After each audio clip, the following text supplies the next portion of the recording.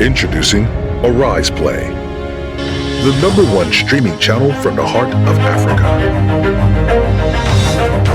Celebrating Black talent and excellence in the world of entertainment.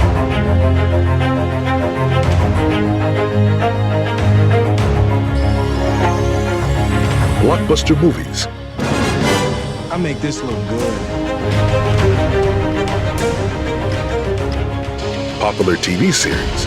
Let the game begin.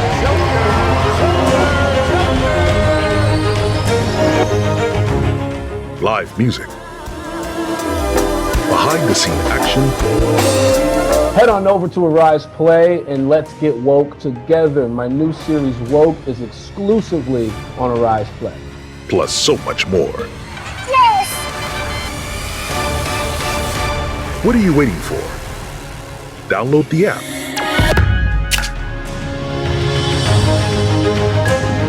Or visit the website today to subscribe.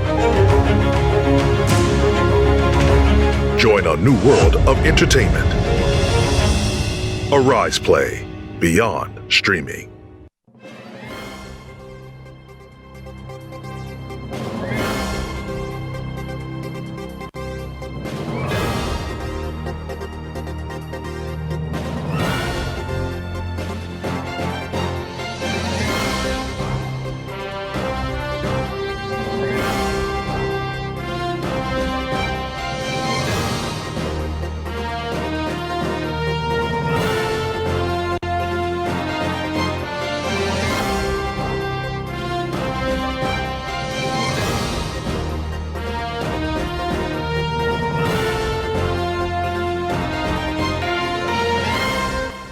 Welcome to this week, 60 minutes of analytical review of the big stories, topical issues, and all the controversies around the world. I'm Somna Sambu. Our top stories: open grazing banned across 17 states in Nigeria as southern governors asked President Muhammadu Buhari to address nation. Senate President criticized over reply to the governors on restructuring. Growing calls for the sack of Nigeria's Minister of Transportation, Rotimi Amechi, and Hadiza Bala Usman, the suspended MD of Nigeria Ports Authority, over alleged embezzlement of funds in the agency. Plus, an attempted burglary near the presidential villa at the residence of the Chief of Staff to the President, Ibrahim Gambari.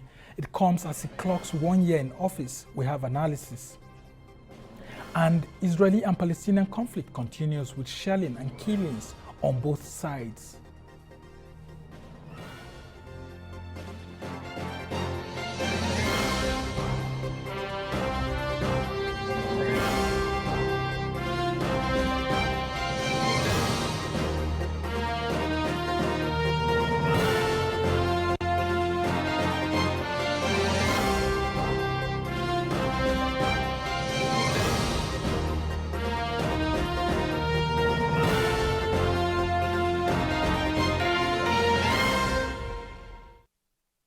The Southern Governors Forum has announced a ban on open grazing in all the 17 southern states. They recommended that the federal government should support willing states to develop alternative and modern livestock management systems. They also called on President Muhammadu Buhari to, as a matter of urgency, address Nigerians on the frightening state of insecurity and convoke a national dialogue on restructuring. The move has received wide support from many Nigerians.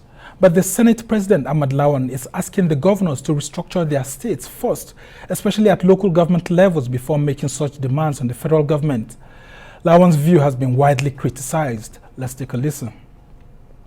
Consequently, the meeting resolved that open grazing of cattle be banned across southern Nigeria. 3.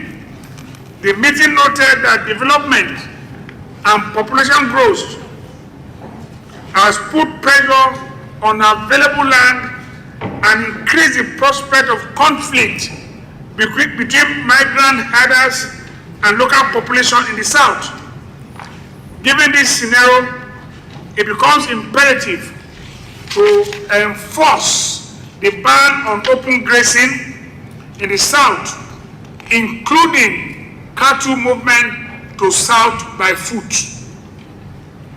The meeting recommended that the federal government should support willing states to develop alternative and modern livestock management system. That the progress of the nation requires that urgent and bold steps be taken to restructure the Nigerian Federation, leading to the evolution of state police, review of revenue formula in favor of subnationals, and creation of other institutions which legitimately advance our commitment to and practice of true federalism. The meeting recommended that in view of the widespread agitation among our various peoples for greater inclusiveness in existing governance arrangement, the federal government should convoke a national dialogue as a matter of urgency. Well, for analysis, I'm now being joined by Yinka Shotade, who is a public affairs analyst, and also by Osita Okechukwu, the Director General of Voice of Nigeria, but who is an APC chieftain. Good to have you, gentlemen. Let's start with you, Osita Okechukwu. How did your party actually receive this,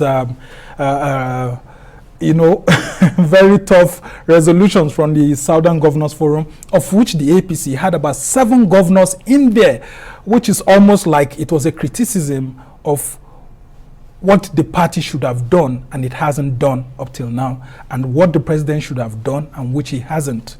Your views? Thank you very much. Good evening in Nigeria. Let me start by saying that a lot of people take democracy to be a revolution. All the growth, development made in liberal democracy had been incremental. It had never been like a revolution where if President Muhammadu Buhari was a military head of state, he will just dish out a decree and everybody joins whether you like it or not. Because we talk of the rule of law, we talk of checks and balances. Those systems are in place to check democracy so that the consensus is admitted. For instance, on the issue of the open grazing, there is a consensus. My brother, the Southern Governors Forum, are not saying anything new. Back in 2018, under the Vice President chairmanship of the National Economic Council, where all the governors are members, collectively, the federal and state government agreed on what is called the National Livestock Transformation Program. And luckily, I was in a meeting where the Honorable Minister of Agriculture, Honorable Sabo Nanuno, and a representative from the Vice President Office, a senior special assistant on agriculture, Andrew Kwasari. I was impressed with what they did.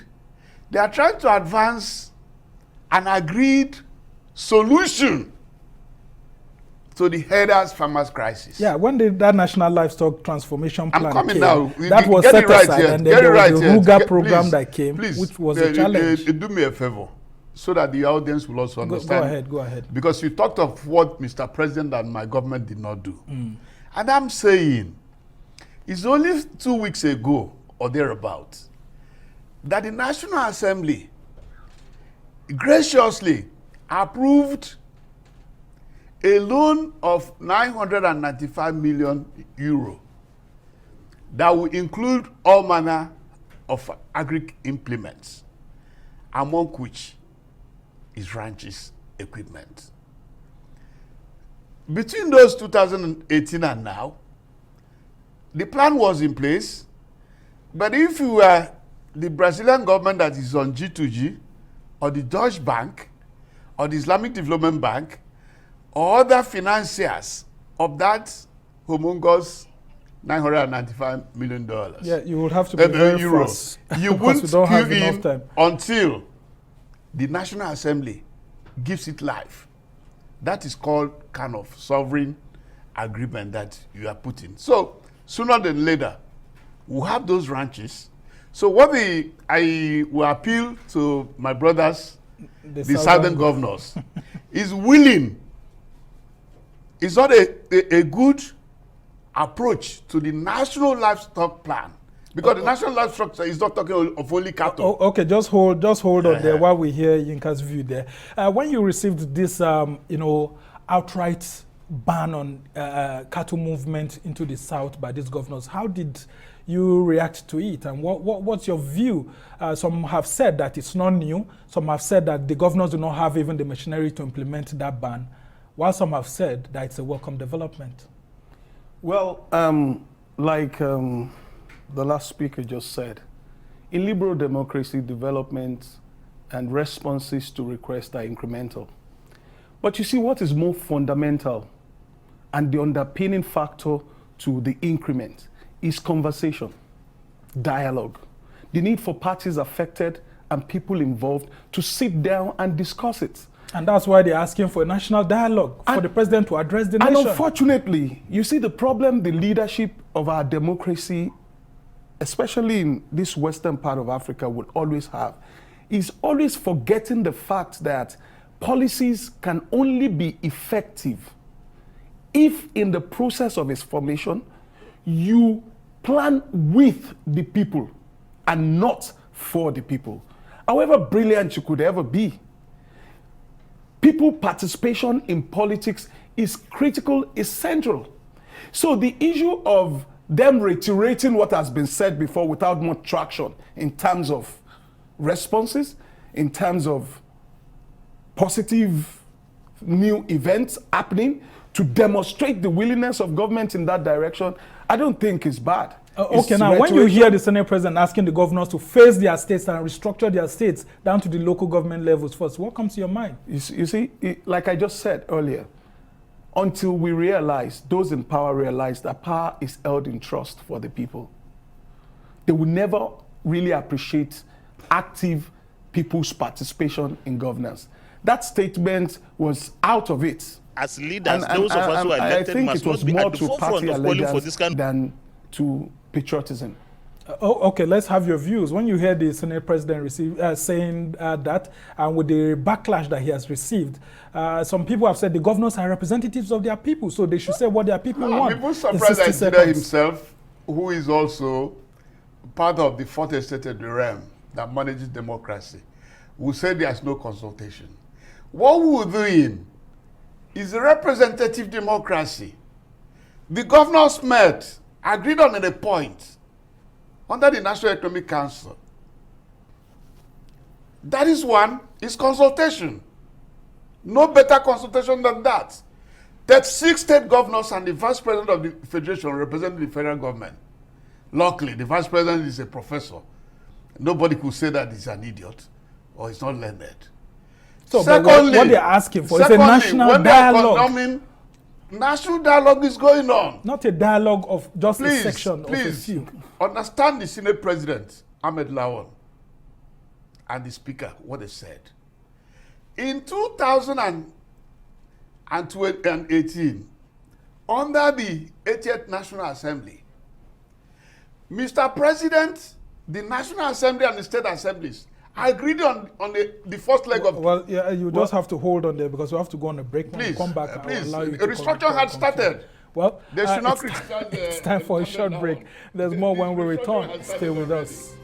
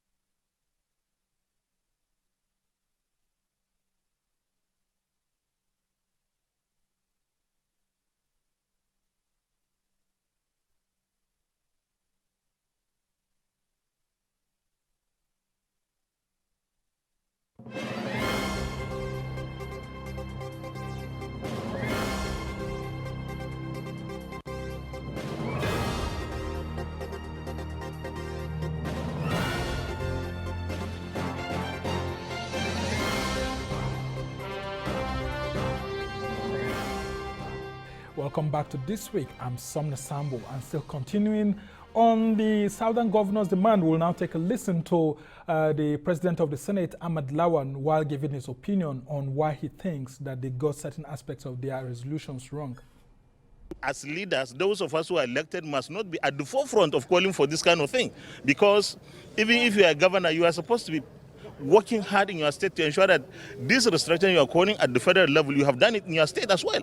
Because what you may accuse the federal government of whatever it is, you may also be accused of the same thing in your state. So we are supposed to ensure that we have a complete and total way of ensuring that our systems at the federal, at the states, and even local government work for the people.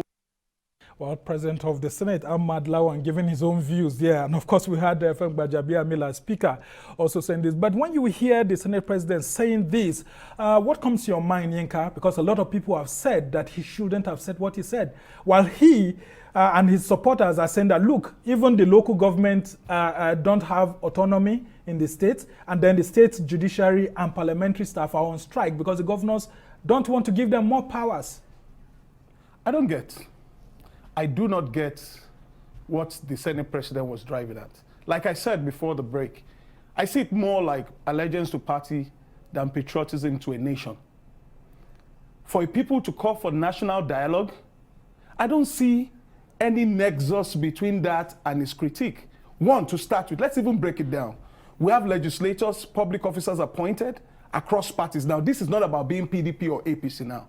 How many legislators hold town hall meetings? How many of them have put mechanisms in place to aggregate the opinions of their people on policy issues? To start with, that's a wide gap. It's not a small gap. And like you said before we went on break, governors are also representatives of their people. It's even very sad when people begin to substitute a national dialogue for the responses or the requests or demands made by governors. A national dialogue, at least we have had one in 2014, one in 2005. It's a more robust, representative, widespread representation and dialogue of people across every interest covered within a state. It is not limited to the governors. So the reiterations made by the governors to His Excellency the President of Nigeria to speak to his people, that's what you're saying, and to convene a national dialogue is not only apt, it is very, very, very advisory and precautionary. Okay, let me hear to violence. Osita Okechukwu, you know, I was saying it earlier that you have 7 APC governors in that Southern Governors Forum. So it was more of like a critique against your own party. No, the governors are my friends, and I don't want to be personal. Otherwise, they are being populist. For the fact that the 80th National Assembly, I'm in the same page with the Senate President. In the 80th National Assembly, 3 major bills were on the ground. 1, local government autonomy. Only 10 states, House of Assembly, supported the National Assembly, so it failed. The issue of the state legislature and state judiciary passed, and Mr. President graciously signed it. For me, including an executive order. No, wait. 2018. So the first leg of real restructuring of Nigerian Federation started. Because these governors are acting like emperors. They locked up democratic institutions at the state level. Can we progress? 2 years down the line, the governors, both the APC governors of both North and South, deliberately showed a phobia to independent legislature, a phobia to independent judiciary. Then Mr. President said, if they don't want to implement this, in 2020, he signed the executive order. Which has not he couldn't have come if they had implemented it. We just have to move on to another story but right that's now. The first leg of real restructuring. I understand what you're saying. You talk about state police, for instance. I gave an example. Which is still in the National Assembly. I gave an example. I said my friend, His Excellency Governor Rufai and Wike, if they run, for example, I'm not being personal, I'm not just being a sample. If you give them a state police without an independent or near independent legislature or judiciary, somebody can run to. they are behaving as if they will remain governors for life. Oh, okay. Just hold on. They won't be governors for We life. just have to move on to justice other has issues. been difficult to get both at the state and national level. But national level is better. Just hold on, It's, gentlemen. it's We just always have to move to the difficult. next So, story now. I know it's a passionate holistic. issue. Compare INEC An 11-man and panel. I'm Just hold concerned on. about Just the hold on. consequences We have to go now. Of continued deafness of a government to its people. All right. That's what I'm An bothered 11-man about. panel has been established to investigate the suspended managing director of the Nigerian Ports Authority, Hadiza Bala Usman. She's accused of mismanaging 165 billion naira from the agency, a claim she denies. The Minister of Transportation, Rotimi Amaechi, says the panel will look into the activities of the agency from 2016 to date. But one newspaper quotes a member of the panel as saying that Amaechi is dropping his claim that the NPA did not remit the operating surplus and rather wants the panel to probe Hadiza Usman for insubordination. That is for communicating directly with the presidency and for failing to restore a contract with Intels. Meanwhile, the opposition People's Democratic Party says Amaechi and Hadiza should be sacked over the scandal. Now, Yinka, do you think Amaechi and Hadiza should go over the scandal?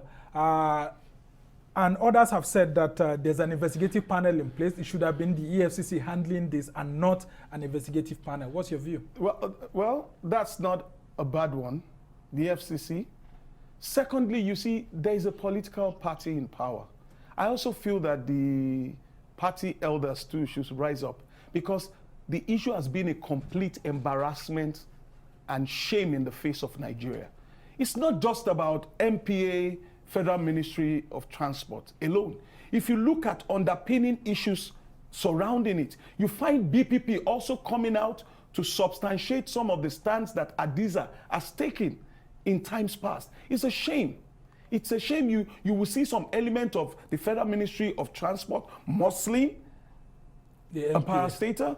For me, it's a shame. Well, this is not the first time we're having parastatals fighting themselves. We have gotten to this spot. We've seen that happening in the Ministry of Aviation and so many other parastatals under the Buhari administration. Now, in all of this, why did your government decide to go through an administrative panel and not hand this over to the EFCC?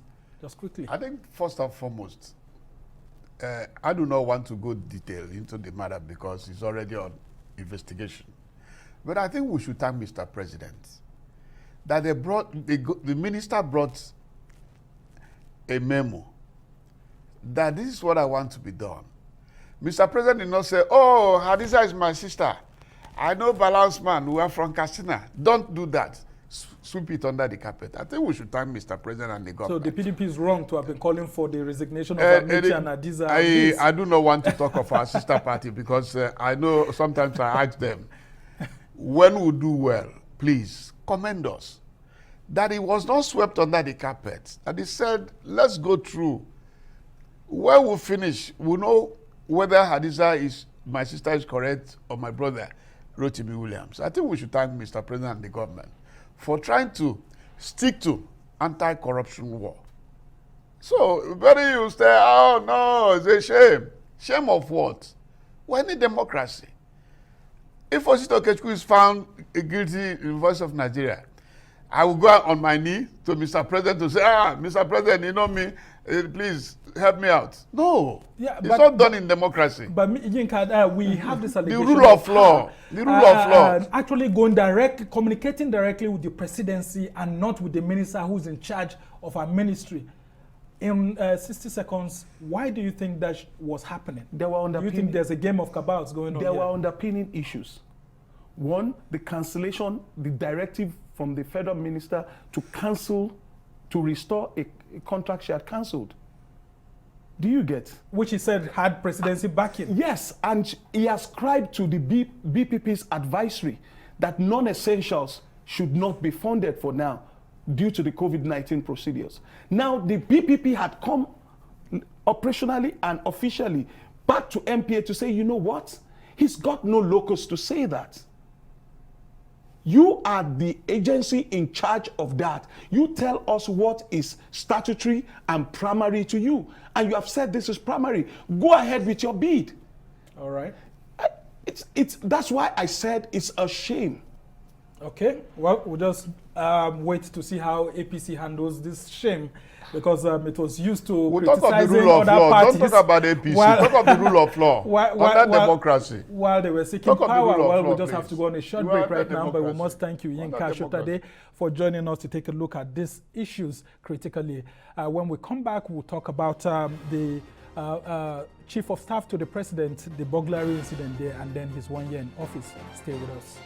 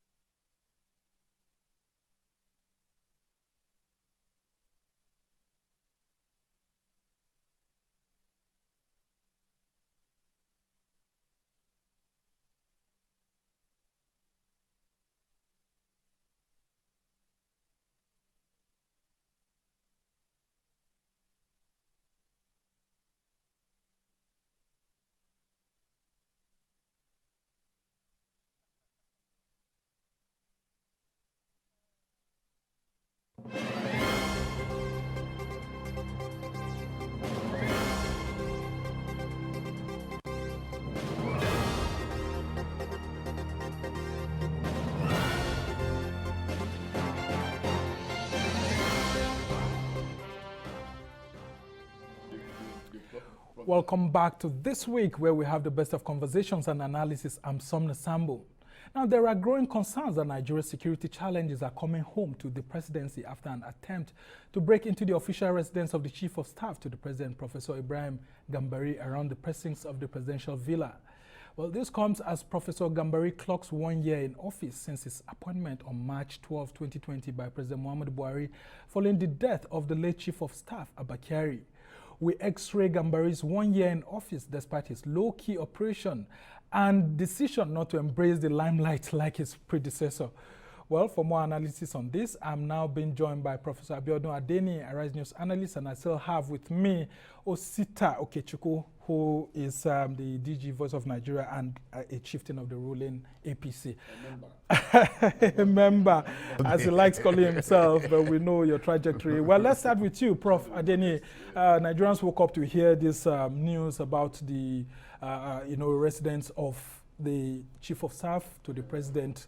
There was an attempt to actually burgle his house, but the presidency waded in by saying that it was foolishly pushed away. It was a foolish attempt and all of that. This coming in exactly at the time that the Chief of Staff is marking his 1 year in office. What do you make of that? Well, it was an unfortunate incident, but do not forget that communication around it was not also straightforward. At once, it looked real. Again, we were told that it never happened. Then, of course, the concept of foolishness came into it. But it was okay that it was a minor one, but it was going to be, if it's really, it was going to be an overall statement on the state of insecurity in our country.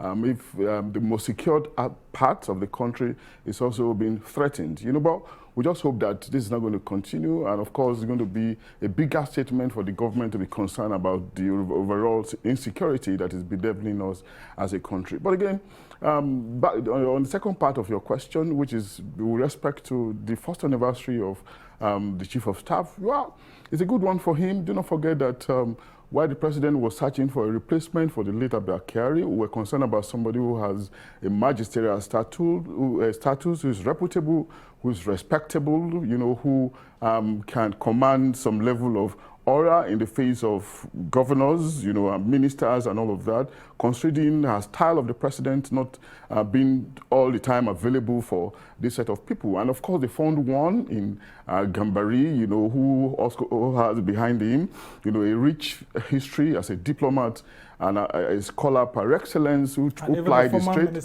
Absolutely. It's been so many things. He's a rounded person, who plied his trade in the educational sector, in the academia. By the way, one of my former lecturers, importantly, I can remember very well, at the time when we had the Mbulele Onzamani, the Bala Usman, the Patrick Wilmot, the Bade Onimode, the Shegun Soba, and the rest of them.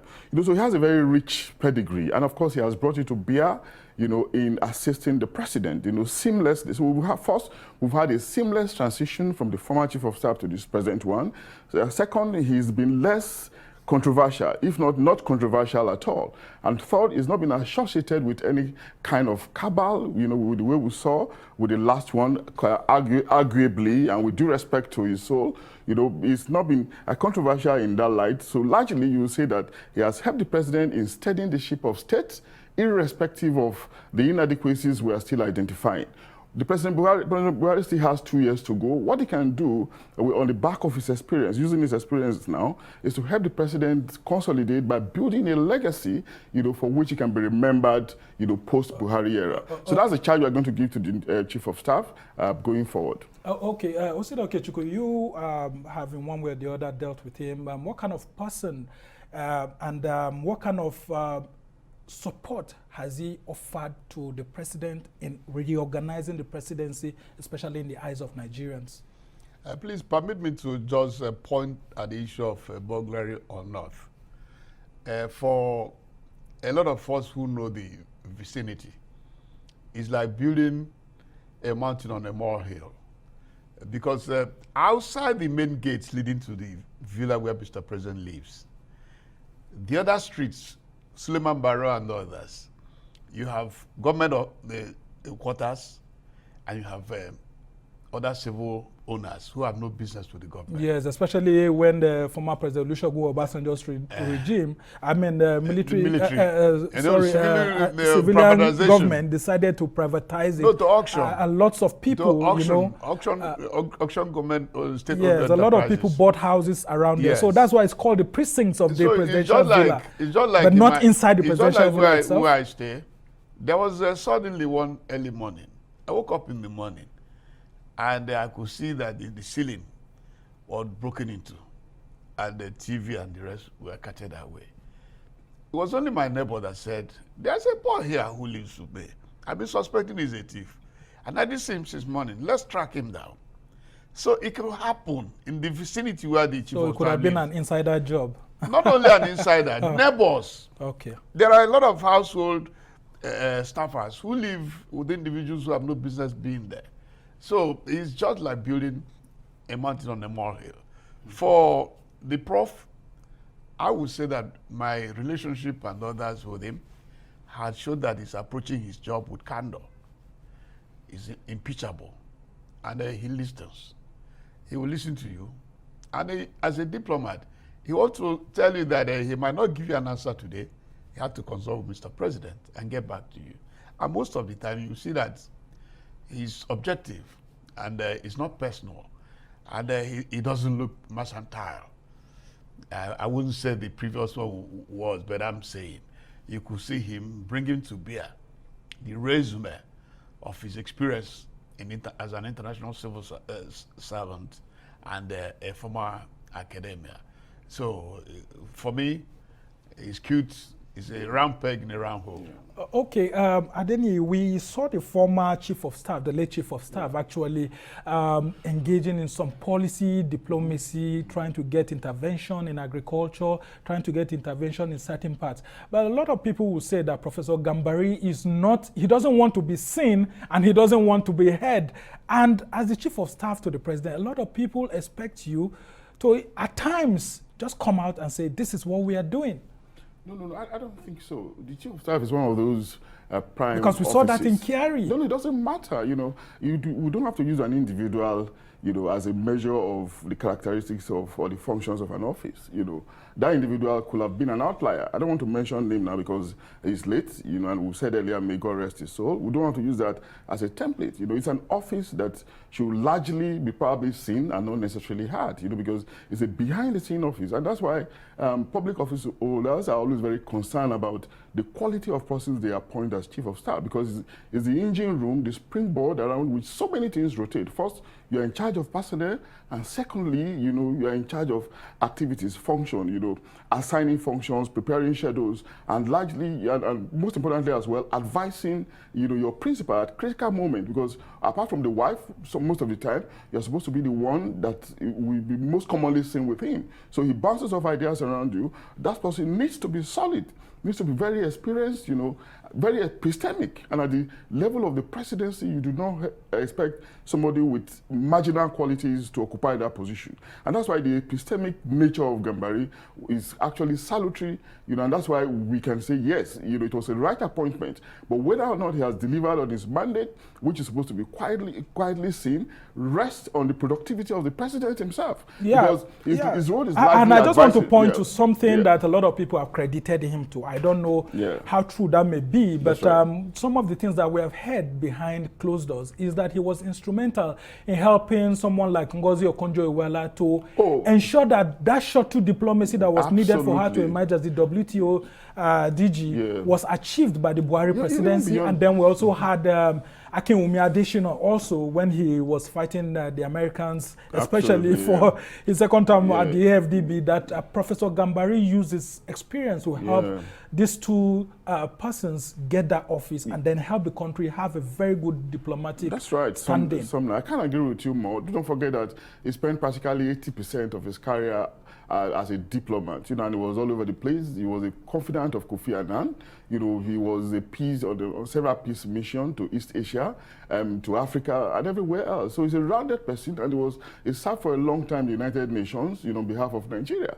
So in every square you put him, he will fit into those circles. And of course, when matters around diplomatic shuttle, international negotiations come for Nigeria, even if he doesn't talk, the fact that he's around the presidency, will portray, to parties in which we are negotiating with some elements, it will give us some presence, some level of recognition, and that's what we probably enjoyed in him even before he begins to make move. So it is a taking for granted thing that his influence will have helped us in getting some of those prime positions in the global circle. Okay, Osita, now let's talk about the relationship between the chief of staff and ministers and heads of parastatals and agencies and all of that.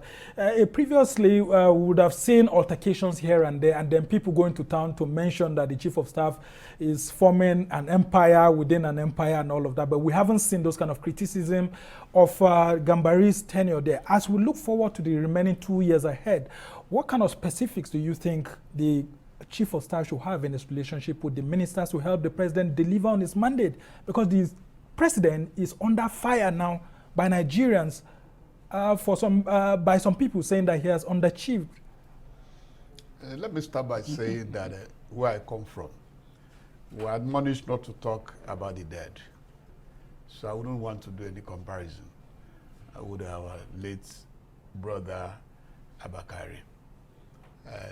Well, we've had other previous chief of staff, to Jonathan, to Yaradua, and Obasanjo, so we can also work within that framework. We're talking of the immediacy of the regime of the last 6 years.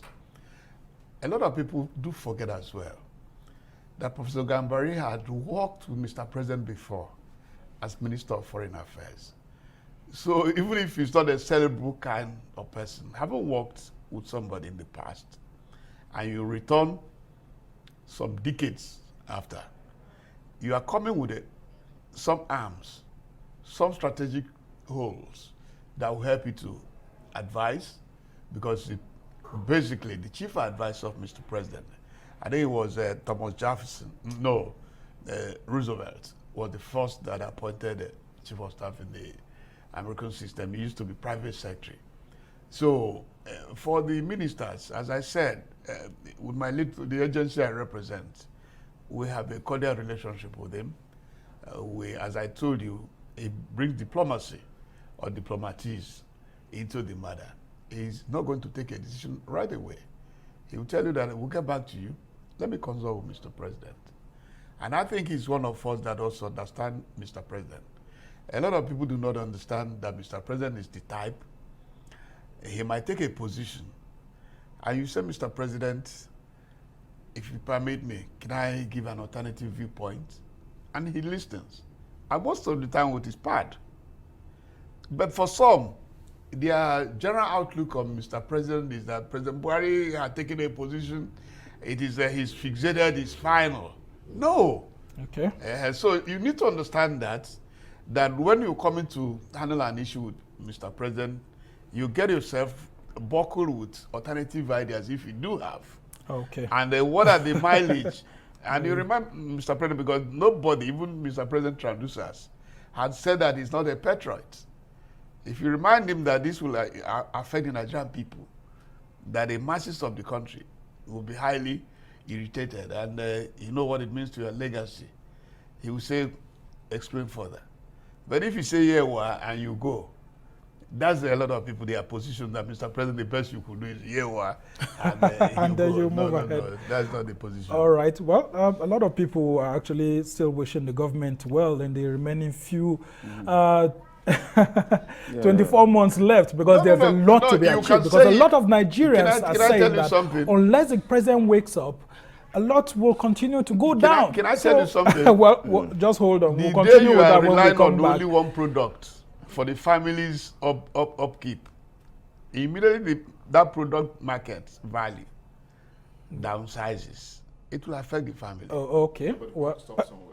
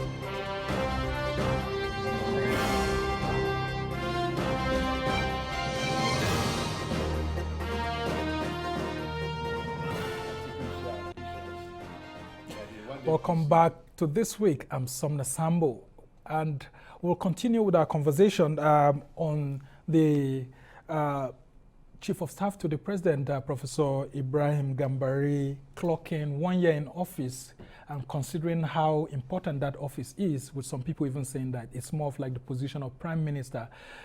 So many Nigerians have said that they expect a lot to be achieved through that office for the remaining 24 months left for the Buhari presidency. And I would just want to give you some time to conclude on that. What do we expect from the Buhari presidency in the remaining 24 months left? And what role does the Chief of Staff have to play to ensure that the cardinal programs of Mr. President are achieved? Great roles, no doubt, Sumner. 2 years is still a long time in the history of any nation, and we're in trying to assess, or project the role of a chief of staff. I just remembered, the landmarks or the achievements of some great chief of staffs like Abdullah Mohammed, and Babatunde Fashola as chief of staff to Governor Bola Tinubu of Lagos State. Governor Bola Tinubu largely performed in Lagos.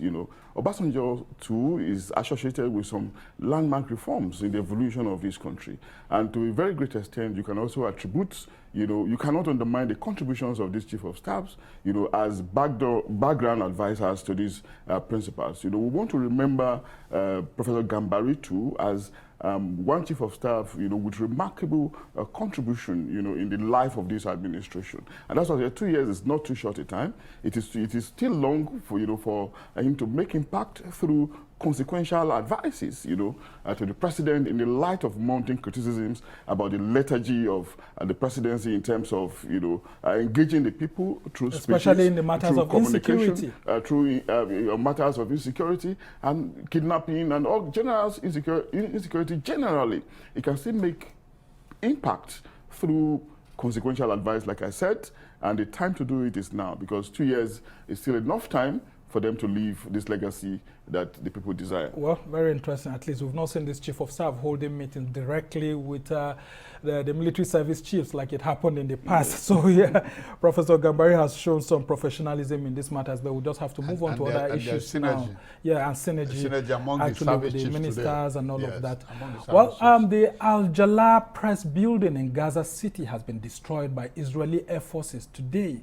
The building housed the offices of media organizations like Al Jazeera and the Associated Press, among others. There were also residential apartments in the building. The Israeli military called with warnings to evacuate about an hour before the attack. Reports said ground and air forces have been attacking targets in Gaza for several days now, forcing residents to flee their homes. It is the worst bout of fighting between the neighbors for 7 years. Gentlemen, we have these two brothers fighting themselves over and over again. Are they brothers? Well, we have Jewish and we have Palestinians in Jewish land, and brothers. yeah, I mean they are half brothers. We've seen this over and over. Both by historical facts. Yeah, I mean if you read the Bible, for example, you hear these guys referred to as Philistines and all of that. I think that was part of why. Let's go to this latest resurgence now. Why the world is looking at these two brothers, as we have said here and established, fighting themselves and using missiles to this extent, killing each other in the midst of what we thought would be at least an intervention by the US or the UN to ensure that this is quickly stopped. I think the most profound decision on Israeli-Palestinian conflict that the UN had ever, if I'm correct, was two-state model. Unless we return back to that two-state model, we can't go anywhere. Anybody that shoves this aside, and it will also be good for the Israelis to get Netanyahu off the chair. If he continues to remain prime minister, anytime he's shaky on that office, somehow, either by omission or commission, there will be crisis. Netanyahu had overstayed his welcome. And the two-state solution remains the most pragmatic, non-sentimental. Because, as we said, They have brothers. Nobody had denied that. Well, some have said that it will continue to be a war without end. But Prof, considering this bombing of this media building, don't you think it's an act of terror for that to have happened, for the Israeli army to have given just an hour for people to evacuate such a building and then bombing it? Is this not an assault on journalism first, before we talk of Palestinians and all of that? And shouldn't the Israeli Defense Forces be cautioned by the UN and other superpowers at this point? Well, it's not just an assault on the press, but it's also an assault on humanity, because lives have been lost, millions of properties worth millions of dollars have been destroyed. And we do not have to just blame the Israeli forces outrightly, you know, considering their own argument, you know, that the place houses, you know, some Hamas fighting. Yeah, I mean, there was this report that Hamas people went into the bunkers around that area. That's right. That's why So the IDF overall, it's just the intractable peace, intractable situation in the Middle East. And what I think we should be concerned about is how to implement the two-state solution that has been on ground for a long time as prescribed by the United Nations. And I think the superpowers have a very important role to play in this matrix. The United States, for one, and maybe some other quiet ones who are supporting one of the parties behind the scene. We may not necessarily have to say this on television, but we know that these are complex issues that they have to resolve, because, you know, it's a war that has started well beyond before 1948 and has been snowballing, leading to deaths even from 1948, and of course continuing. But when will it end? Should it just be a war without end? You know, something has to be done really, so that the destructions will not continue. Let's talk about the intervention of Nigeria during the week. We saw a statement by the Minister of Foreign Affairs saying that Nigeria is watching and calling on both parties to exercise restraint in all of this. Do you think these countries will actually listen to voices like that of Nigeria?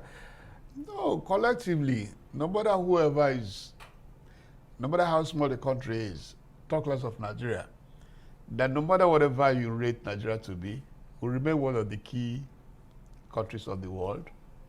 We are the most populous in Africa. If you deny us any other parameter of weighing the weight of a nationhood, you cannot deny us our population. You cannot deny us our strategic role in Africa and the world internationally. So when we make that... Well, some people have said that we've always had sentiments for the Palestinians. No. The point of the matter is that in a pragmatic and justice sphere, the two-state solution cannot be wished away. No matter who has a better or more powers in terms of armament or technology, but you cannot wish away that they are brothers. They are brothers. Based on that, former Israeli Prime Minister Yitzhak Rabin was actually assassinated because he was advocating for peace and solutions. Two-state solutions. What do you expect the United Nations to do very quickly as we try to round up this? The United Nations cannot do much really, because going by what we've been seeing in history, it's more like a symbolic organization from what is happening. I'd rather be concerned about what the United States of America will do. But what people accuse the US of backing the Israelis. Yeah, but we have had situations where they also came in asking for sustainable calmness, you know, sustainable peace, you know, so they can walk from that prism and also find a way of talking to the Palestinian leaders, to Hamas. Do you think the U.S. envoy being sent, who has arrived that's right. That territory will be listened to by the Palestinians, considering that they assume in one way or the other that Israel cannot be doing this without the support of the U.S.? It's symbolic, really. Openly, they may do something else. Covertly, they may do something else. But we're concerned about what they do in the open. You know, and what they are concerned about in the open, from what we are seeing, is that they are advocating for peace, that parties should sheathe their swords. And of course, what do? You went to a tangling.